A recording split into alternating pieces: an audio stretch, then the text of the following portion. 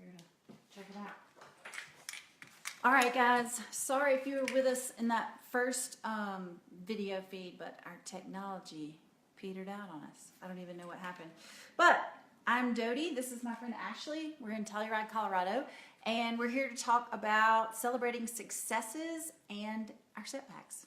If you do the Good Stuff Weekly this week, you saw a little bit about how to celebrate your successes and how to frame those failures. Thomas Edison failed 1,000 times before successfully creating the light bulb. He said, "I didn't fail. I've succeeded in proving 1,000 ways that did not work." So a lot of times success is all about how we frame it, how we see ourselves, how we see what it is we're doing. I had a friend in elementary and middle school named Anne, and Anne called herself Anne the Great, and she would sign her name, Anne the Great, and she just celebrated who she was, and I think that is so awesome, and I wish that we did more of that as adults.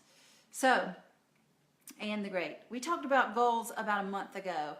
We talked about how to make your goals smart, specific, measurable, attainable, written out, and time sensitive.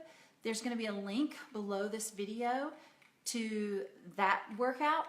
That workout was about setting a baseline and then going back and retesting and seeing your improvement so you can celebrate those small successes.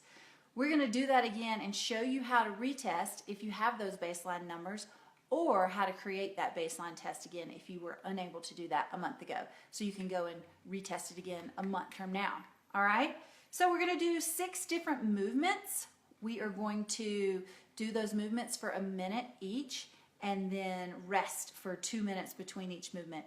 For sake of time, we're going to shorten that up and not do it quite that long, but you'll know that that's what you're supposed to do, a minute each, and then rest before you start the next movement. Okay, you ready, Ash? Ready. All right, so we're going to get started with push-ups. So when you're in your push-up position, make sure that your shoulders are directly over your wrist. Your shoulders, hips, knees are all in perfect alignment. You go down, you touch your chest. When you come up, you fully lock out. Now, not everybody can do push-ups from their toes. If you're not there yet, put your knees down. Now, make a note on your sheet how many you did from your toes, or if you did them all from your knees. So when you retest, you'll know exactly where you were before and how far you've come. Okay? So once you've done a minute of push-ups, I would rest for anywhere between a minute and 2 minutes, and then get started on squats. So as Ashley's squatting, she's going to put her feet about shoulder width apart. She's going to send her hips back to keep her weight in her heels, press her knees out, and keep her chest nice and tall. The key to the squat is making sure your hip at the bottom is slightly below your knee. Okay? So you can really bang a bunch of these out in a minute and go for that whole minute. So really go for it. Write down the number that you do and then compare next time and see if you got a little faster with that. So next we have sit-ups. We have ab mats, but you can use a pillow or something else to give yourself a little bit of support. We like to butterfly our feet to engage our upper and lower abdominals. We bring our shoulders back to keep them from bunching up into our ears, and sit up nice and tall at the top of that sit-up.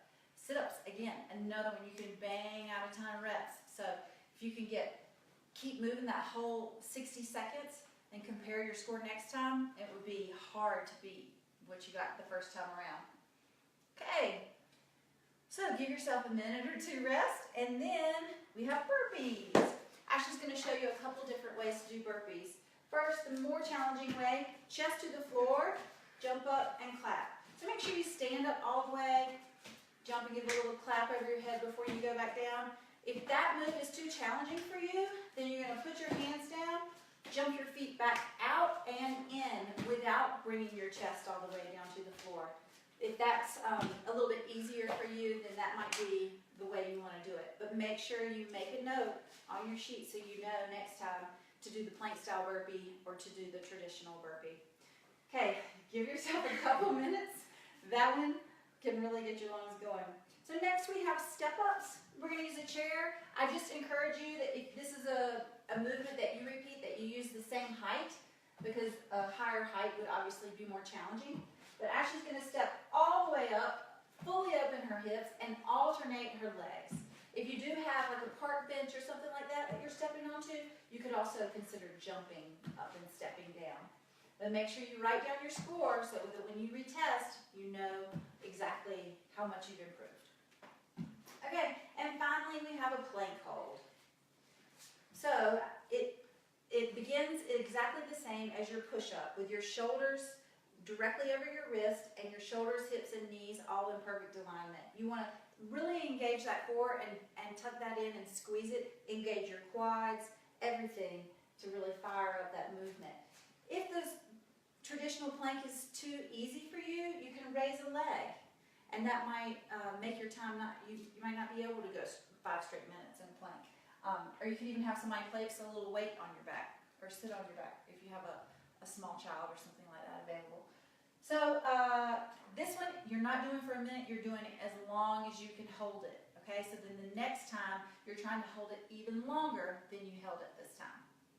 All right, so there's your 6 movements. So if you haven't done your baseline testing yet, make sure you do that so that you will have a score to work off of next time.